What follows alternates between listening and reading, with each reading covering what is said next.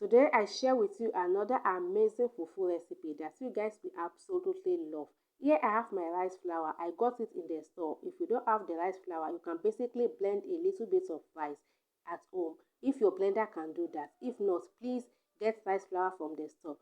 And here I have my semolina as well. I'll go ahead and set it aside. Here I have hot water. This is not boiling water. As you guys can see, the water is basically hot. I just go in with a little bit of semolina. The trick to this fufu is you want the rice flour to be more than the semolina. For example, let's say you are doing 2 cups of rice, you need half cup of semolina, all right?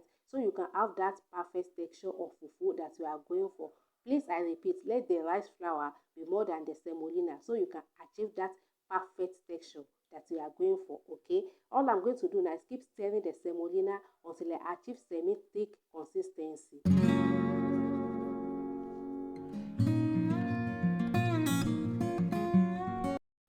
Once I achieve the texture that I'm looking for, I just go ahead and add my rice flour and I keep stirring it together once again to prevent lumps. As you guys can see, I'm just folding the rice together and bring it to the side of the pot to prevent lumps, alright? It easily have lumps, so you have to do this very fast in case it's your first time. If it's not your first time, you already know how we do it, alright? Once I achieve the smooth dough consistency that I'm looking for, I just go ahead and scrape the side of the pot and I also scrape the spatula as well.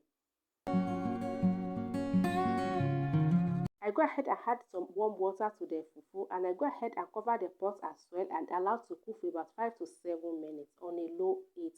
Once it's cooked to my liking, I just come back, open the pot and I give it a final go stir. Once you open the pot and you stir it together and the fufu is still much hard to your liking, all you need to do is add more water, cover it and allow to cook for another 1 or 2 minutes and you stir it together till you achieve the consistency or the texture you are going for. But this texture is okay for me, alright? All I need to do now is just give it a final go stir and it is ready. And you guys, this fufu is a hit. Are you going to give it a try? Let me know in the comment section. I just go ahead and dish it out in my plastic wrap to prevent it to get cold, but you can go ahead and dish it out in the plate. Here we have our rice and semolina fufu and it's absolutely amazing. Go ahead and enjoy with any soup of your choice. I pair it with some okra soup and it's so delicious.